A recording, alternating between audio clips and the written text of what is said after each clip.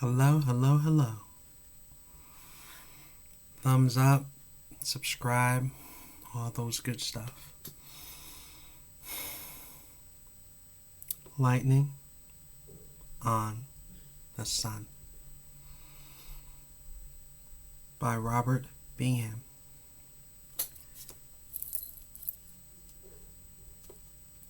In 1999/2000, I remember reading this article, and it mentioned how this author died, and his book was coming out real soon, and the book was titled Lightning on the Sun. Now, mind you,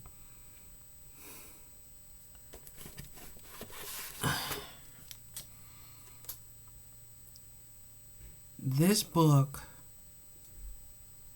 is a novel that significantly stands the test of time. It is a Generation X type of novel. It is a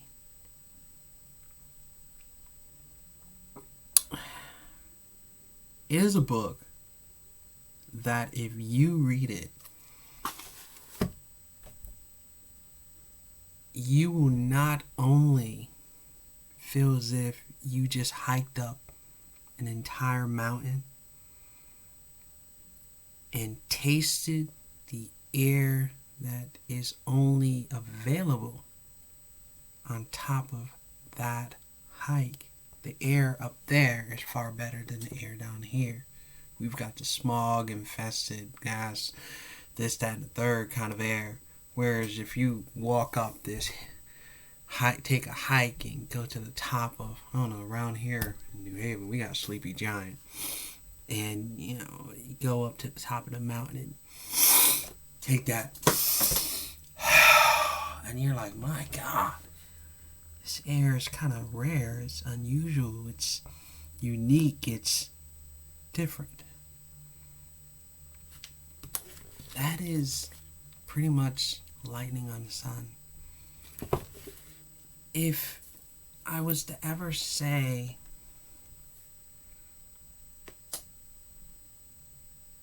what well-written book of such engrossing graham green, unique, dark, textured,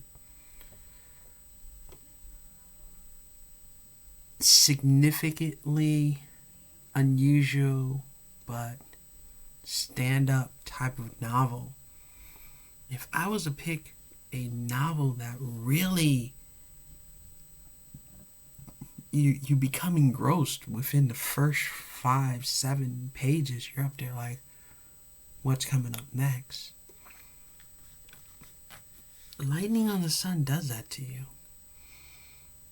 You have 3 protagonists, Asher, Julie, and Reese. And the mindset of these individuals, these protagonists, are so unusual, yet you can't say that you've not met someone that thought like this. Foolish, idiotic, stupid sometimes. But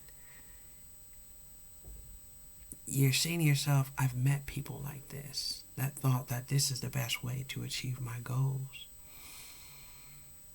That this is the best, Then again, I've never read a book where the female protagonist in the book decides to give a date rape drug to one of the characters.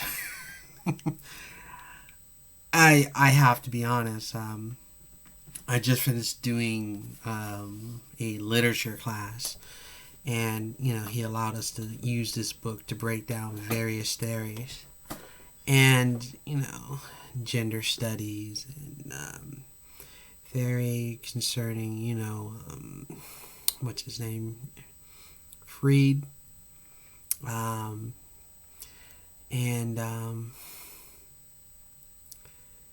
Frood, that's his name. Yeah, that's that guy. Frood. I have his book over there. Jesus Christ. Wait, let me see something.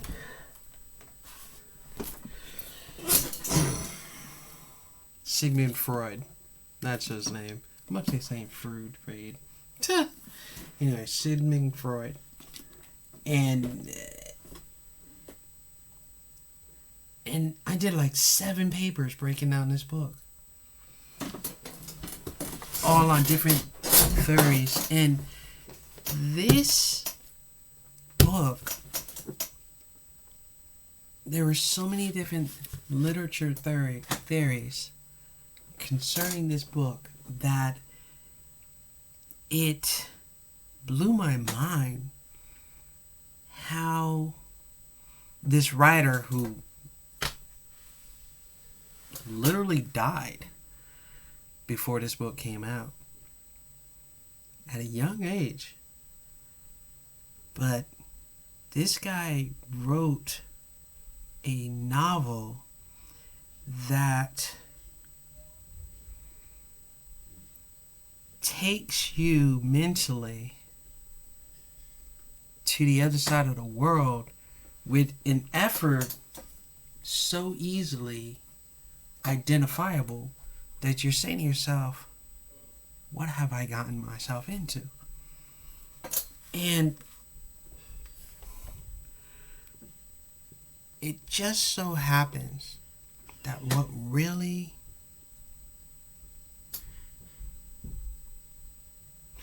amazingly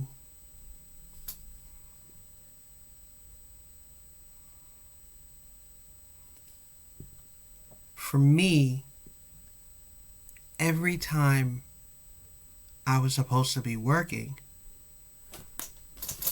I was reading the book, making a lot of notes, this and that. I mean, you already know, I tend to write in my books and mess them up and that sort of thing. And every time I was working, supposed to be working, I'm in a corner reading this book. This is back in 2000. Every time I was supposed to be doing my work for class or something along that line, I was reading this book. Every time I tried to sleep, I'd have coffee with me and sit at my desk and I'd want to read this book. I literally refused to put it down until I finished it because the book just... This isn't a writer that's coming back anytime soon. This isn't a writer that's like J.D. Salinger. I'm going to be silent and just, you're just going to figure out my work. This is a writer that fundamentally all the information or everything about this writer he put into this book, and then because he was a damn fool, anybody that decides to shoot up and do drugs and die, he was a damn fool, but that's what he did. But anybody that decides to do something that takes away people's opportunity to see further of your genius, that's his choice. But we miss out a lot, and this happens to be the only novel he ever wrote. And like the title, Lightning on the Sun, this book strikes chords. I mean, it really, oh my God. I've never read a book that the dialogue, it's like a salsa dance. It keeps roping you in every other page because you're up there.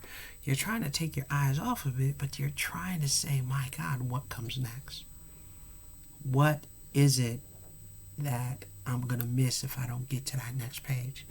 I'm hungry, but I need to read that page.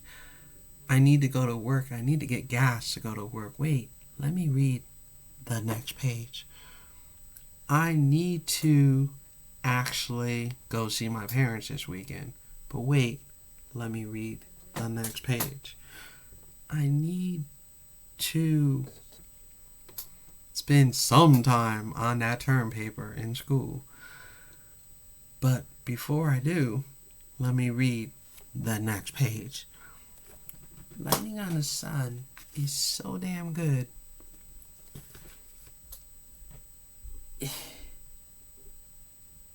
It's not like you're missing out on anything when you say, I'm going to read the next page, because you actually...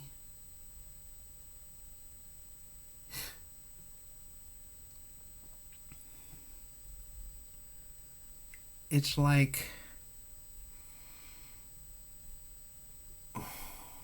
Vincent van Gogh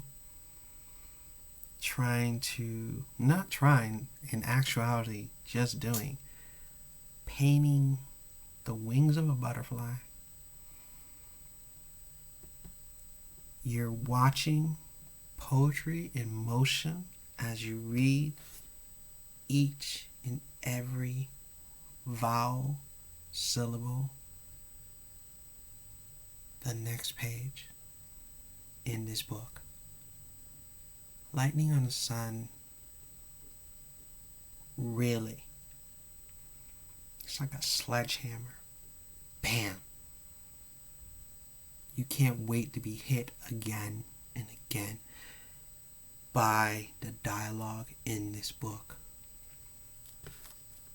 There's something to be said about a novel so intriguing, so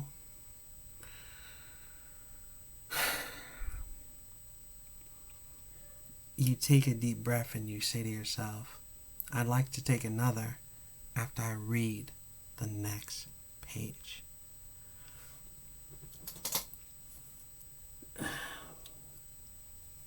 Lightning on the Sun is, if you look up the definition of masterpiece, this will be there. That's how good of a novel this is. It's that good.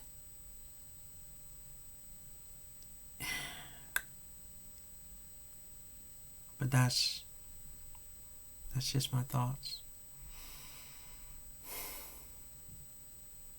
Be good. Be blessed. David Randolph Caldwell.